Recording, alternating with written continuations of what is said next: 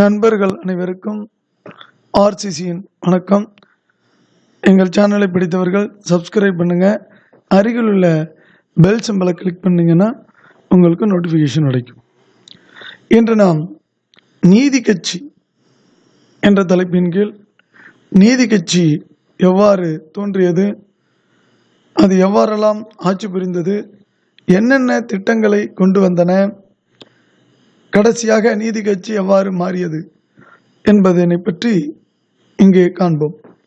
1916ஆம் ஆண்டு டி.எம். நாயர் மற்றும் தியாகராஜ செட்டியார் ஆகியோரால் சென்னையில் தென்னிந்திய நல உரிமை கழகம் தோற்றுவிக்கப்பட்டது.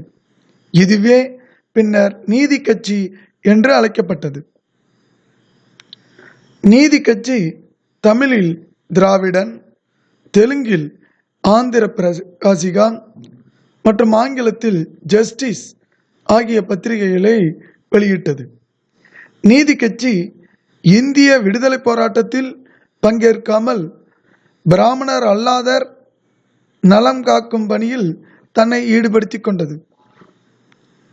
1920 முதல் 1937 வரை நீதி கட்சி ஆட்சி பொறுப்பில் இருந்தது.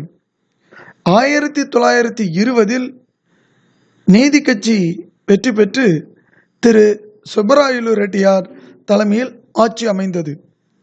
சென்னை தொடக்க கல்வி சட்டம் 1920இல் ஏற்படுத்தப்பட்டது. ஆண் மற்றும் பெண் குழந்தைகளுக்கு கட்டாய கல்வியை அறிமுகப்படுத்தியது சென்னை தொடக்க கல்வி சட்டம் 1920.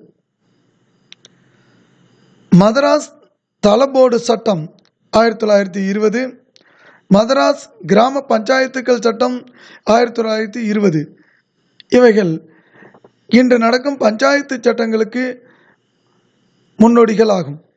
1921ஆம் ஆண்டு பெண்களுக்கு வாக்குரிமை வழங்கப்பட்டது நீதி கட்சி ஆட்சியில். 1921இல் பிறப்பிக்கப்பட்ட இனவாரி ஒதுக்கீடு அரசாணை பிராமணர் அல்லாதவரின் கல்வி மற்றும் வேலைவாய்ப்புக்கு உத்தரவாதம் அளித்தது.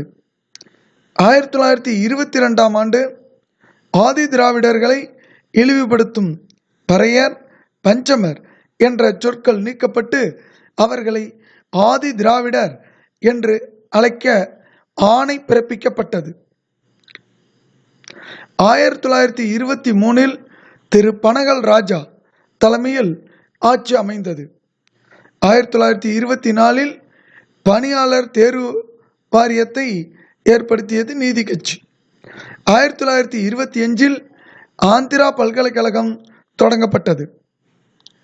1926இல் நீதி கட்சி வெற்றி பெறவில்லை. அப்பொழுது சுயேட்சை அமைச்சர் டாக்டர் சுப்பராயன் தலைமையில் அமைச்சரவை அமைக்கப்பட்டது. 1926இல் முதன்முறையாக டாக்டர் முத்துலட்சுமி சட்டப்பேரவை தலைவராக தேர்ந்தெடுக்கப்பட்டார். 1926இல் இந்து சமய அறநிலை சட்டம் இயற்றப்பட்டது. 1927 முதல் நீதி கட்சி மாநில சுயாட்சி கோரிக்கையை எழுப்பியது.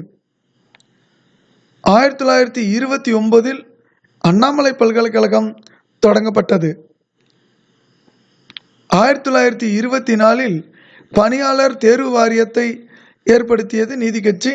இது 1929ஆம் ஆண்டு பொதுப்பணி தேர்வாணையமாக மாற்றம் செய்யப்பட்டது. இதுவே இந்தியாவின் முதல் பொதுப்பணி தேர்வாணையம் ஆகும்.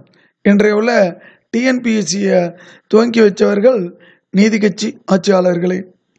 1930இல் ப. முனுசாமி நாயுடு தலைமையில் ஆட்சி அமைந்தது. 1930இல் தேவதாசி முறை ஒழிக்கப்பட்டது. 1932இல் திரு பொப்புளி ராஜா முதலமைச்சராக பதவியேற்றார். 1937இல் நீதி கட்சி தோல்வியடைந்தது. சி. ராஜகோபாலாச்சாரி தலைமையில் காங்கிரஸ் ஆட்சியை கைப்பற்றியது. 1938 டிசம்பர் 22இல் நீதி கட்சியின் தலைவராக தந்தை பெரியார் தேர்ந்தெடுக்கப்பட்டார். காங்கிரஸ் ஆட்சிக்கு வந்த பிறகு நீதி கட்சி தன் செல்வாக்கை இழக்க துவங்கியது. 1944 அக்டோபர் 4 சேலத்தில் நடந்த நீதி கட்சி மாநாட்டில் பெரியார் நீதி கட்சியின் பெயரை திராவிடர் கழகம் என மாற்றம் செய்து அதை ஒரு சமுதாய இயக்கமாக மாற்றினார். இதன் மூலம் நீதி கட்சி அரசியல் இயக்கத்தில் இருந்து விடுபட்டது. நீதி கட்சி ஆட்சியில் ஏழைகளுக்கு இலவச வீட்டுமனை பட்டா வழங்கும் திட்டம் அறிமுகப்படுத்தப்பட்டது. நீதி கட்சி ஆட்சியில் சென்னை 1000 விளக்கு பகுதியில் தியாகராய செட்டியாரால் இலவச மதிய உணவு திட்டம் அறிமுகப்படுத்தப்பட்டு பள்ளிகளில் மாணவர்களின் எண்ணிக்கை உயர்த்தப்பட்டது. இன்று நாம் நீதி கட்சி எப்படி திராவிடர் கழகமானது என்பதனை பார்த்தோம்.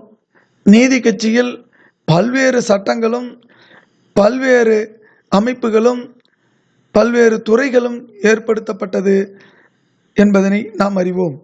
நண்பர்களே, எங்கள் சேனலை விரும்பியவர்கள் சப்ஸ்கிரைப் பண்ணுங்க, லைக் பண்ணுங்க, ஷேர் பண்ணுங்க. நன்றி, வணக்கம்.